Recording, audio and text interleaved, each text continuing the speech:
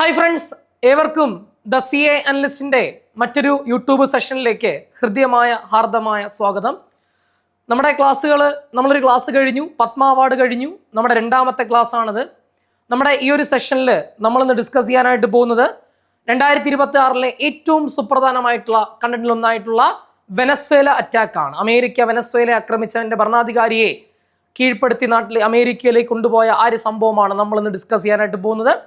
അപ്പോൾ നമ്മൾ ക്ലാസ് ആരംഭിക്കുന്നതിന് മുൻപ് നമ്മുടെ ടെലഗ്രാം ചാനലിൻ്റെ പേര് ദ സി എ അനലിസ്റ്റ് എന്ന് തന്നെയാണ്. ദ സി എ അനലിസ്റ്റ് എന്ന് തന്നെയാണ് നമ്മുടെ ടെലഗ്രാം ചാനലിൻ്റെ പേര്. ജോയിൻ തുറന്ന് ചെയ്യുക, ജോയിൻ ചെയ്യുക. നമ്മളിതിൻ്റെ PDF നോട്ട്സും മറ്റു കാര്യങ്ങളൊക്കെ അതിനകത്താണ് പ്രൊവൈഡ് ചെയ്യുന്നത്. അപ്പോൾ നിങ്ങൾക്ക് ഈ വീഡിയോ ഇഷ്ടമാവുകയാണെങ്കിൽ, അല്ലെങ്കിൽ നമ്മുടെ ക്ലാസ്സുകൾ ഇഷ്ടമാവുകയാണെങ്കിൽ നിങ്ങളുടെ സുഹൃത്തുക്കളിലേക്ക് എന്ത് ചെയ്യുക, ഷെയർ ചെയ്യുക. അപ്പോൾ നമുക്ക് സ്റ്റാർട്ട് ചെയ്യാം. നമ്മുടെ സെഷനിലേക്ക് പോകുന്നു. Venezuela attack. 2026 വെനസ്വേല അറ്റാക്കാണ് നമ്മൾ ഡിസ്കസ് ചെയ്യാനായിട്ട് പോകുന്നത്. എൻ്റെ പ്രിയപ്പെട്ട സുഹൃത്തുക്കളെ, 2026 തുടക്കം, കൃത്യമായി പറഞ്ഞാൽ ജനുവരി മാസം 3-ാം തീയതി രാത്രി 2:10 125 കോടി രൂപ അമേരിക്ക തലയ്ക്ക് വിലയിട്ട ആ മനുഷ്യൻ തൻ്റെ ഔദ്യോഗിക വസതിയായ മിറാഫ്ലോഴ്സ് കൊട്ടാരത്തിൽ സുഖനിദ്രയിലാണ്. അടുത്ത നിമിഷം താൻ അമേരിക്കയുടെ പിടിയിലാകുമെന്നോ തൻ്റെ അധികാരം നഷ്ടപ്പെടുമെന്നോ ഒന്നും ഓർക്കാതെ ആ മനുഷ്യൻ സുഖനിദ്രയിലാണ്. തൻ്റെ ആ ഒരു ഉറക്കത്തെ ഭഞ്ജിച്ചുകൊണ്ട് ഒരു പൂച്ചക്കുഞ്ഞിനെ പൊക്കിയെടുത്തുകൊണ്ട് പോകുന്ന ലാഘവത്തോടു കൂടി അമേരിക്കയുടെ സ്പെഷ്യൽ ഓപ്പറേറ്റീവ് വിഭാഗമായ ഡെൽറ്റ ഫോഴ്സ് സംഘം ആ മനുഷ്യനെ പിടികൂടുകയാണ്. ആ ഉറക്കത്തിലായിരുന്ന 125 കോടി രൂപ തലയ്ക്ക് വിലയുള്ള ആ മനുഷ്യന്റെ പേര് Nicolas Maduro, the president of Venezuela. Nicolas മഡൂറോയെ പിടികൂടാനായി അമേരിക്കയുടെ ഡെൽറ്റ ഫോഴ്സ് സംഘം നടത്തിയ ആ ഓപ്പറേഷന്റെ പേര് ഓപ്പറേഷൻ അബ്സല്യൂട്ട് റിസോൾവ്. നിങ്ങൾ മനസ്സിലാക്കണം, എന്തുകൊണ്ട് നിക്കോളാസ് മഡൂറോയെ അല്ലെങ്കിൽ വെനസ്വേലയെ ട്രംപ് ആക്രമിച്ചു എന്നുള്ളത്. എന്തുകൊണ്ട് ആക്രമിച്ചു? അതിന് റീസൺ എന്ന് പറയുന്നത്, നിങ്ങൾ വെനസ്വേലയെ പറ്റി അറിയണം. ശ്രദ്ധിക്കണേ നിങ്ങൾ. വെനസ്വേല എന്ന് പറയുന്ന രാജ്യം അമേരിക്കയിൽ നിന്നും ഏകദേശം 4500 കിലോമീറ്റർ മാറി സ്ഥിതി ചെയ്യുന്ന ഒരു ലാറ്റിൻ അമേരിക്കൻ രാജ്യമാണ്. ലാറ്റിൻ അമേരിക്ക അഥവാ or south America. Latin American എന്നോ അല്ലെങ്കിൽ സൗത്ത് അമേരിക്ക എന്ന് പറയാം. ലാറ്റിൻ അമേരിക്കൻ രാജ്യമെന്നോ അല്ലെങ്കിൽ സൗത്ത് അമേരിക്കൻ രാജ്യമാണ് ഈ പറയപ്പെടുന്ന വെനസ്വേല എന്ന് പറയുന്നത്. വെനസ്വേലയെ പറ്റി പറയുമ്പോൾ, വെനസ്വേല വളരെ ധാതു സമ്പന്നമായ, ഏറെ പെട്രോളിയം നിക്ഷേപമുള്ള രാജ്യമാണ് വെനസ്വേല. ലോകത്തിലെ ഏറ്റവും കൂടുതൽ പെട്രോളിയം നിക്ഷേപമുള്ള രാജ്യം അത് ഇറാനോ സൗദി അറേബ്യയോ ഇറാഖോ ഒന്നുമല്ല, അത് വെനസ്വേലയാണ്. പക്ഷേ ഇറാനിലെയോ സൗദി അറേബ്യയിലെയോ ഇറാഖിലെ എണ്ണ പോലെ അല്ലെങ്കിൽ അവിടുത്തെ ക്രൂഡ് ഓയിൽ പോലെ അത്ര നേർത്ത ഓയിലല്ല എവിടത്തെ നമ്മുടെ വെനസ്വേലയിലെ ധാതു അല്ലെങ്കിൽ അവിടുത്തെ എണ്ണ എന്ന് പറയുന്നത്. അത് കുറച്ചും കൂടെ ഹാർഡ് ഓയിലാണ്, ഹാർഡ് ക്രൂഡ് ഓയിലാണ്. വളരെ ഹാർഡായിട്ടുള്ള ഒരു ക്രൂഡ് ഓയിലാണ് എവിടെയുള്ളത്, വെനസ്വേലയുള്ളത്. അത് റിഫൈൻ ചെയ്യാൻ ഉള്ള ടെക്നോളജി അമേരിക്കൻ കമ്പനീസിൻ്റെ കയ്യിലേ ഉള്ളൂ. നിങ്ങൾ മനസ്സിലാക്കേണ്ടത്, 1976 അമേരിക്കൻ കമ്പനികൾ യഥേഷ്ടം വെനസ്വേലയിൽ നിന്നും എണ്ണ ഉൽപ്പാദിപ്പിച്ചിരുന്നു, അല്ലെങ്കിൽ എണ്ണ ഓയിൽ റിഫൈൻ ചെയ്തിരുന്നു. എന്നാൽ 1999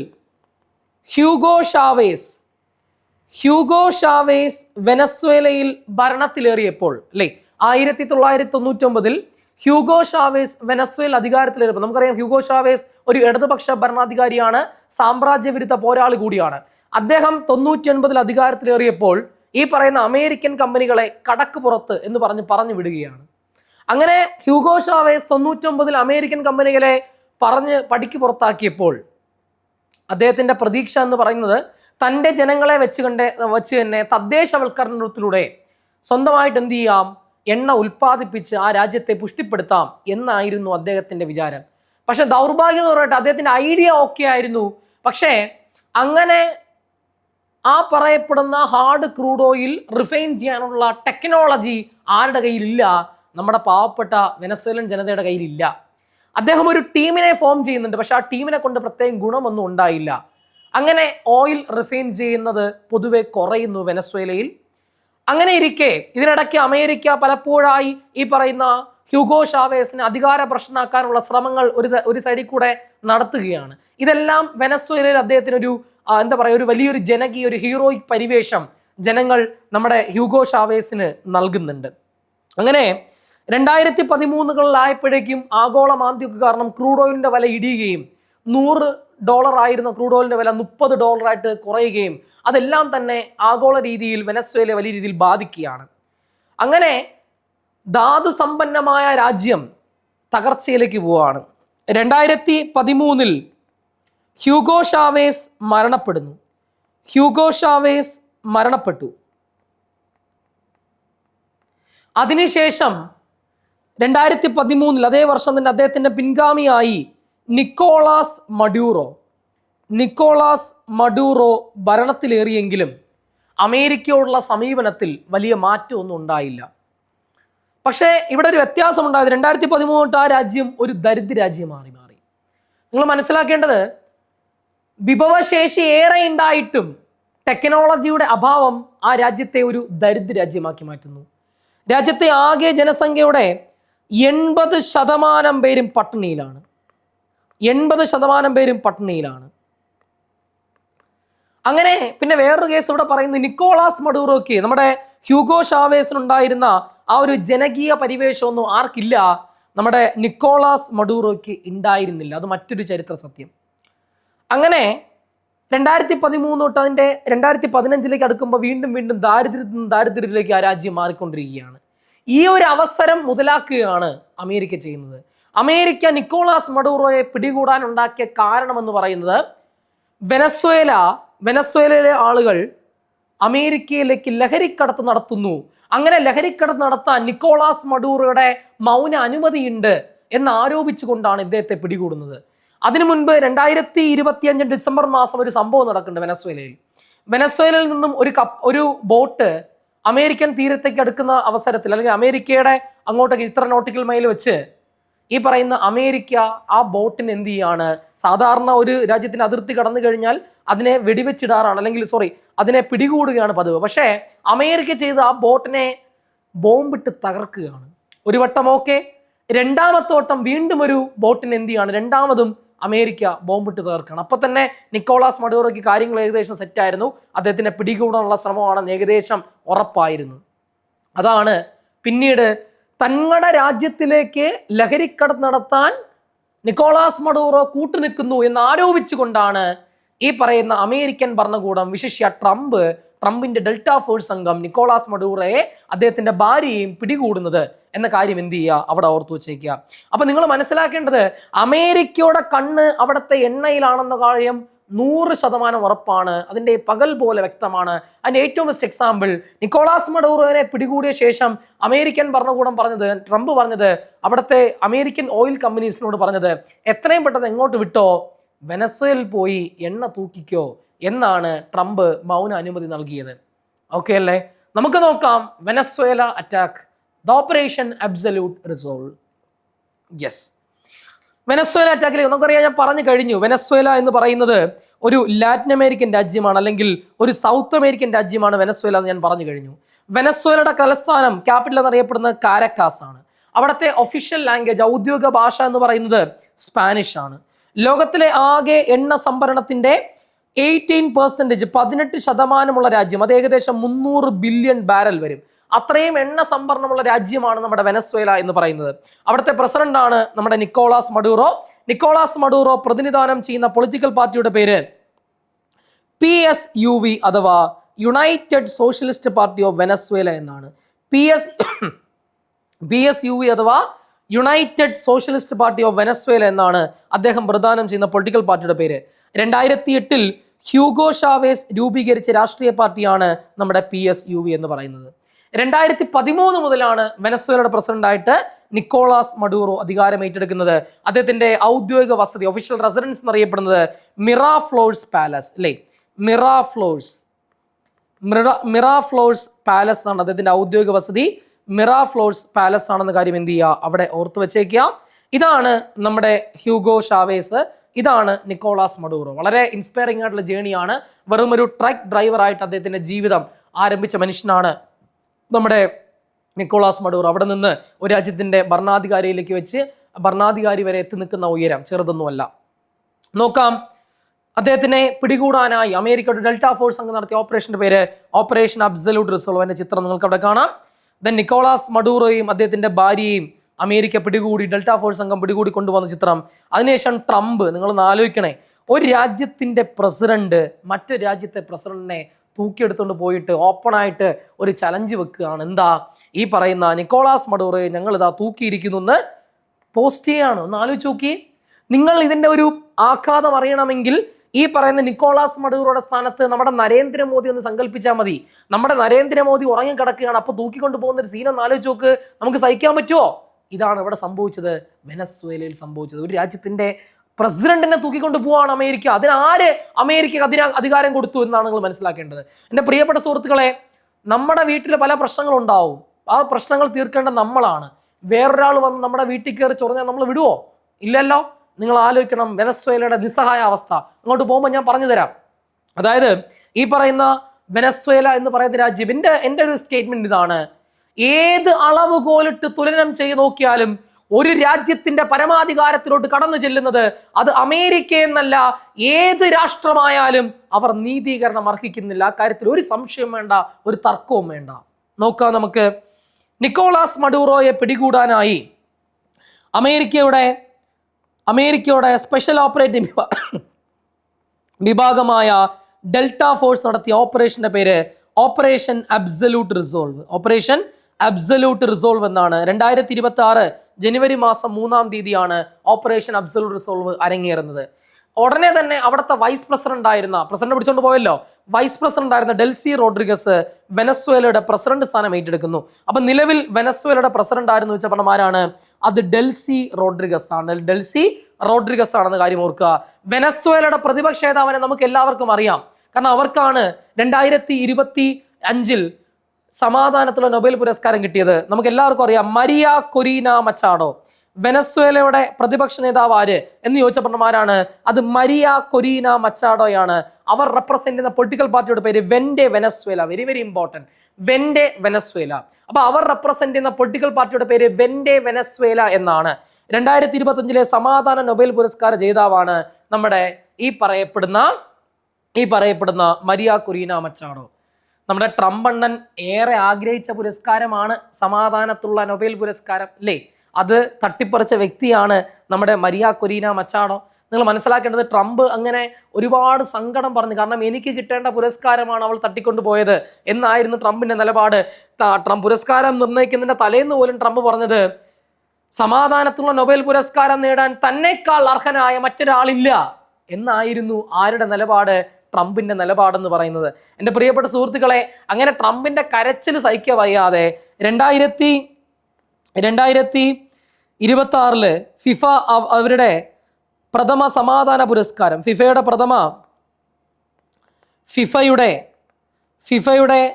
പ്രഥമ സമാധാന പുരസ്കാരം നൽകി ആദരിച്ചത് ഈ പറയുന്ന ട്രംപിനെയാണ്. അപ്പൊ അന്താരാഷ്ട്ര ഫുട്ബോൾ സംഘടനയായ ഫിഫ അവരുടെ പ്രഥമ സമാധാനത്തിൽ പുരസ്കാരം 2025 നൽകിയതാർക്കാണ്? ഈ പറയുന്ന ട്രംപിനാണ്. ആ പുരസ്കാരം നേടി, ആ പുരസ്കാരം കൊണ്ട് വച്ച് 3-ന്റെ അന്ന് ആക്രമിക്കുന്നു? വെനസ്വേല ആക്രമിക്കുന്നു. സമാധാനത്തിലുള്ള പുരസ്കാരം കിട്ടിയ മനുഷ്യൻ. ഒന്ന് ആലോചിച്ച് നോക്കിയേ. കഴിഞ്ഞില്ല. ഏറ്റവും വലിയ കോമഡി ഇവിടെ നടക്കാൻ പോകുന്നത്, ട്രംപ് വെനസ്വേലയിൽ കയറി ആ രാജ്യത്തെ ആക്രമിച്ചതിനുള്ള ആ ഒരു പാരിതോഷികമായിട്ട് ഈ പറയപ്പെടുന്ന മരിയ കൊറീന മച്ചാഡോ, ആ രാജ്യത്തിന്റെ പ്രതിപക്ഷ നേതാവ് മരിയ കൊറീന മച്ചാഡോ, ട്രംപിന് കൊണ്ട് തനിക്ക് ലഭിച്ച സമാധാന പുരസ്കാരം കൊണ്ട് സമർപ്പിക്കുകയാണ്. എന്നിട്ട് പറയാണ്, ഇത് ലഭിക്കാൻ എന്നേക്കാൾ അർഹൻ താങ്കളാണ് സുഹൃത്തെ, താങ്കൾക്കാണ് ശരിക്കും കിട്ടേണ്ടത്. വെനസ്വേലൻ ജനതയെ താങ്കൾ മോചിപ്പിച്ചു, അതുകൊണ്ട് താങ്കളാണ് എന്നേക്കാൾ ഇതിന് അർഹൻ എന്നാണ് പറഞ്ഞത്. ഞാൻ ചോദിക്കുന്നത്, നാണമുണ്ടോ? ഒന്ന് ആലോചിച്ച് നോക്കിയേ. ഒരു രാജ്യത്തിന്റെ പ്രസിഡന്റ്, സ്വന്തം രാജ്യത്തെ പ്രസിഡന്റിനെയാണ് പൊക്കിയെടുത്തുകൊണ്ട് പോയത്. ഞാൻ മരിയ കൊറീന മച്ചാഡോയെ അംഗീകരിക്കുമായിരുന്നു. എങ്ങനെയാ? നിങ്ങൾ മരിയ കൊറീന മച്ചാഡോ ഒരു ജനകീയ വിപ്ലവത്തിലൂടെ, കാരണം അവിടെ ഒരു മരിയ കൊറീന മച്ചാഡോയുടെ ഒരു എതിർവാദം എന്ന് പറയുന്നത്, നിക്കോളാസ് മഡൂറോ അവിടെ ഒരു എന്താ പറയുക, ഈ പറയുന്ന തെരഞ്ഞെടുപ്പിൽ കള്ളക്കളി കളിച്ചിട്ടാണ് അയാൾ എന്ത് ചെയ്ത് പ്രസിഡന്റായി മാറിയത്, തെരഞ്ഞെടുപ്പിൽ കൃത്രിമം കാണിച്ചാണ് പ്രസിഡന്റായി മാറിയെന്നൊരു വാദമാണ് മരിയ കൊരീന മച്ചാഡോ അവിടെ ഉയർത്തുന്നത്. നിങ്ങൾ മനസ്സിലാക്കേണ്ടത്, എന്റെ സ്റ്റാൻഡ് ഇതാണ്. മരിയ കൊരീന മച്ചാഡോ ഒരു ജനകീയ വിപ്ലവത്തിലൂടെ വെനസ്വേലയുടെ ഭരണാധികാരി നിക്കോളാസ് മഡൂറോയെ പുറത്താക്കിയിരുന്നുവെങ്കിൽ നമുക്കതിനെ അക്സെപ്റ്റ് ചെയ്യാമായിരുന്നു. ഇതങ്ങനെയല്ല ചെയ്തത്. ഒന്ന് ആലോചിച്ച് നോക്കിയേ, വേറൊരു രാജ്യത്തെ പ്രസിഡന്റ് നമ്മുടെ വീട്ടിൽ കയറി അല്ലെങ്കിൽ അവരുടെ സ്ഥലത്ത് കയറി അടിച്ചിരിക്കുകയാണ്, എന്നിട്ട് സ്വന്തം രാജ്യത്തിന്റെ പ്രസിഡന്റിനെ പൊക്കിയെടുത്തുകൊണ്ട് പോയിരിക്കുക. ആ രാജ്യത്തിന്റെ പ്രസിഡന്റ് അദ്ദേഹം ചെയ്ത നന്മയ്ക്ക് പുരസ്കാരം കൊണ്ട് കൊടുക്കുകയാണ്, സമർപ്പിക്കുകയാണ്. ഇതിലും വലിയ നാണക്കേട് വേറെ ഉണ്ടോ? ഓക്കെ, എനിക്കതിൽ ഒരിക്കലും അംഗീകരിക്കാൻ കഴിയുന്നില്ല. വളരെ എപ്പിക്കായിട്ടുള്ളൊരു ചിത്രമാണ് അവിടെ. അമേരിക്കൻ പ്രസിഡന്റ് ഡൊണാൾഡ് ട്രംപിനെ നിങ്ങൾക്ക് അവിടെ കാണാം. അദ്ദേഹത്തിന്റെ പൊളിറ്റിക്കൽ പാർട്ടി, ട്രംപിന്റെ പൊളിറ്റിക്കൽ പാർട്ടി അത് റിപ്പബ്ലിക്കൻ പാർട്ടിയാണ്. അമേരിക്കയുടെ വൈസ് പ്രസിഡന്റ് ആയിരുന്നു വെച്ചപ്പണ്ണമാരാണ്, അത് JD വാൻസ്. അമേരിക്കയുടെ വൈസ് പ്രസിഡന്റ് JD വാൻസ് ആണ്. വളരെ എപ്പിക്കായിട്ടുള്ളൊരു ചിത്രമാണിത്. Trump gets the Nobel prize but can he actually have it എന്നാണ് ചോദിക്കുന്നത്. ചിരിച്ചുകൊണ്ടിരിക്കുന്ന മരിയ കൊരീന മച്ചാഡോ തട്ടിപ്പറിക്കുന്ന നൊബേൽ പുരസ്കാരം തട്ടിപ്പറിക്കുന്ന ട്രംപിനെയാണ് നിങ്ങൾ കാണുന്നത്. ട്രംപ് അതിനുശേഷം ട്രംപിന് അദ്ദേഹത്തിന്റെ എക്സ്പ്രഷൻ മൊത്തം അദ്ദേഹത്തിന്റെ മുഖത്തുണ്ട്. അതാണ് ട്രംപിന്റെ ഒരു കുഴപ്പം. ഓരോ എക്സ്പ്രഷനും മുഖത്ത് കൃത്യമായിട്ട് ട്രംപിന്റെ മുഖത്ത് അവിടെ ഉണ്ടാകും. കണ്ട, ഒരു ഉളുപ്പില്ലാതെ മേടിച്ചുകൊണ്ടിരിക്കുക. ലോകരാഷ്ട്രങ്ങൾ മൊത്തം ട്രംപിനെ കളിയാക്കുകയാണ്, അയ്യേ എന്ന് പറഞ്ഞ് കളിയാക്കുകയാണ് ട്രംപിനെ. പക്ഷെ അയാൾക്ക് ഇതുവരെ എന്ത് ചെയ്തിട്ടില്ല, മനസ്സിലായിട്ടില്ല. നമുക്കറിയാം, അമേരിക്കയുടെ ചരിത്രത്തിലെ ഏറ്റവും 47ാമത്തെ പ്രസിഡന്റാണ് അദ്ദേഹം. ഏറ്റവും പ്രായം കൂടിയ പ്രസിഡന്റ് കൂടിയാണ് ഈ പറയുന്ന ട്രംപ്. ട്രംപിന് പുരസ്കാരം, സമാധാനത്തിലുള്ള നൊബേൽ പുരസ്കാരം കൊടുത്തിട്ട് ഈ പറയുന്ന മരിയ കൊരീന മച്ചാഡോ പറഞ്ഞ ഒരു സ്റ്റേറ്റ്മെന്റ് ആണ്, to president Donald J. Trump, in gratitude for your extraordinary leadership in promoting peace through strength, advancing diplomacy and defending liberty and prosperity, presented as a personal symbol of gratitude on behalf of the Venezuelan people in recognition of President Trump's principled and decisive action to secure a free Venezuela എന്നാ പറഞ്ഞത്. The courage of America and its president Donald J. Trump will never be forgotten by the Venezuelan people. ഞങ്ങളുടെ ജനത ഒരിക്കലും അത് എന്ത് ചെയ്യില്ല, മറക്കില്ല എന്ന് പറഞ്ഞുകൊണ്ടാണ് ഈ പുരസ്കാരം ആര് കൊടുക്കുന്നത്, ഈ പറയുന്ന മരിയ കൊരീന മച്ചാഡോ പുരസ്കാരം നൽകുന്നത്. അത് മേടിച്ചു കൊണ്ടിരിക്കുന്ന ട്രംപിനെ നിങ്ങൾക്ക് അവിടെ കാണാം. യെസ്, ഇനിയാണ് പറയാൻ പോകുന്നത്. നിക്കോളാസ് മഡൂറോയെ പിടികൂടിയപ്പോ അടുത്തുള്ള രാജ്യങ്ങളെല്ലാം, വിവിധ രാജ്യങ്ങൾ പ്രതികരണങ്ങളുമായിട്ട് വന്നു. ആദ്യം പ്രതികരിച്ചത് നോർത്ത് കൊറിയ, ഉത്തര കൊറിയയുടെ ഭരണാധികാരിയായിട്ടുള്ള സുപ്രീം ലീഡർ ആയിട്ടുള്ള കിം ജോങ് ഉൻ, ഏകാധിപതി കിം ജോങ് ഉൻ ആദ്യം പറഞ്ഞു. കാരണം കിം ജോങ് ഉന്റെ ചങ്കാണ് ഈ പറയപ്പെടുന്ന നിക്കോളാസ് മഡൂറോ. അയാൾ പറഞ്ഞു, രണ്ടും കമ്മ്യൂണിസ്റ്റ് രാജ്യങ്ങളാണ്. അദ്ദേഹം പറഞ്ഞു, release my friend immediately, otherwise Kim Jong Un enters the US Venezuela conflict. വിടറാ, എന്റെ കൂട്ടുകാരനെ ഇപ്പം നീ റിലീസ് ചെയ്യണം. റിലീസ് മൈ ഫ്രണ്ട് ഇമീഡിയറ്റ്ലി, ഈ നിമിഷം നീ അവനെ വെറുതെ വിടണം, ഇല്ലെങ്കിൽ ഞാൻ ഇടപെടും എന്ന് പറഞ്ഞു. ആര്? കിം ജോങ് ഉൻ പറഞ്ഞു. ഇനി ട്രംപ് പറഞ്ഞത്, നമ്മുടെ ബാഹുബലി സിനിമയില് അനുഷ്കയെ നോക്കിയിട്ട് പറയൂലേ, അടുത്തത് നീ എന്ന് പറയൂലേ, അതേ കണക്ക് വെനസ്വേല തൂക്കിയപ്പോഴേക്കും കൊളംബിയ മെക്സിക്കോ ഒക്കെ ഒരു ഡ്രഗ് കാർട്ടിന്റെ കേന്ദ്രമാണ്. കൊളംബിയൻ പ്രസിഡന്റ് ഗുസ്താവോ പെട്രോയെ ചൂണ്ടിക്കാട്ടിയിട്ട് ട്രംപ് പറഞ്ഞു, അടുത്തത് നീയാണ് മോനെ, സൂക്ഷിച്ചോ എന്ന് പറഞ്ഞു. നിങ്ങൾ മനസ്സിലാക്കണം, ഗുസ്താവോ പെട്രോ പറഞ്ഞു, നീ എന്നാ പിന്നെ ചെയ്ത് കാണിക്കടാ എന്നായിരുന്നു ഗുസ്താവോ പെട്രോയുടെ നിലപാട്. വീമ്പ് പറച്ചിൽ നിർത്ത്, നിനക്ക് ചുണയുണ്ടെങ്കിൽ, ധൈര്യമുണ്ടെങ്കിൽ നീ എന്നെ എന്ത് ചെയ്തോ, എൻ്റെ രാജ്യത്ത് വന്ന് എന്നെ പിടികൂടി നോക്ക്, ചുണയുണ്ടെങ്കിൽ ചെയ്തു കാണിക്ക് എന്നാണ് ആര് പറഞ്ഞത്?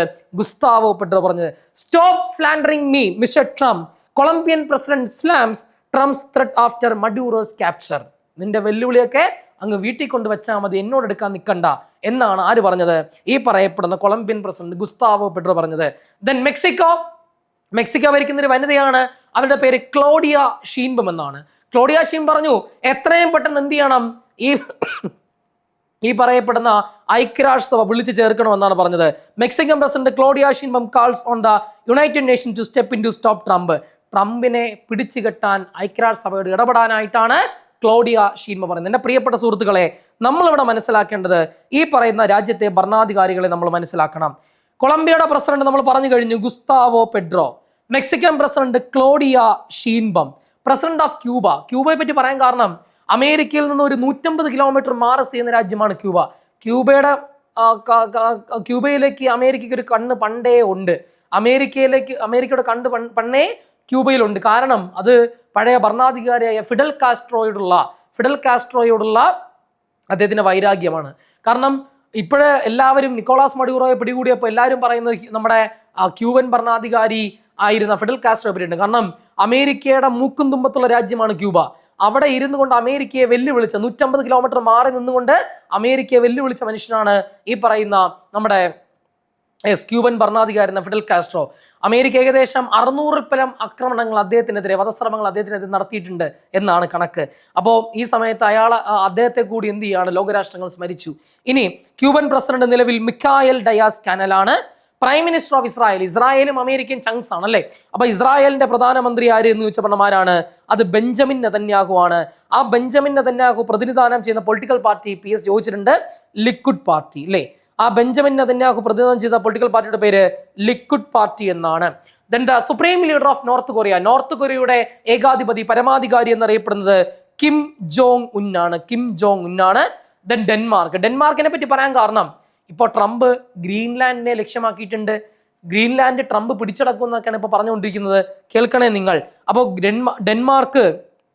ഡെൻമാർക്കിന്റെ അധീനതയിൽ വരുന്ന അല്ലെങ്കിൽ ഗ്രീൻലാൻഡ് എന്ന് പറയുന്ന പ്രദേശം പണ്ട് മുതലേ ഡെൻമാർക്കിന്റെ അധീനതയിലുള്ള പ്രദേശമാണ്. ആ ഗ്രീൻലാൻഡ് പിടിച്ചടക്കും എന്ന് പറയാൻ കാരണം എന്താ? ഗ്രീൻലാൻഡ് എന്താ ആകർഷിക്കുന്നത്? അവിടെയും ക്രൂഡ് ഓയിൽ, അവിടെയും എണ്ണ നിക്ഷേപമുണ്ട്, അല്ലെങ്കിൽ അവിടെയും ധാതു നിക്ഷേപമുണ്ട്. ഇതാണ് അമേരിക്കയുടെ ലക്ഷ്യം. അത് മാത്രമല്ല സെക്യൂരിറ്റി റീസൺ കൊണ്ടൊക്കെ ഗ്രീൻലാൻഡ് പിടിച്ചടക്കും എന്നാണ് ട്രംപ് പറഞ്ഞുകൊണ്ടിരിക്കുന്നത്. ഇതുവരെ ഞാൻ ഈ വീഡിയോ എടുക്കുന്ന ഈ നിമിഷം വരെ പിടിച്ചടക്കിയിട്ടില്ല.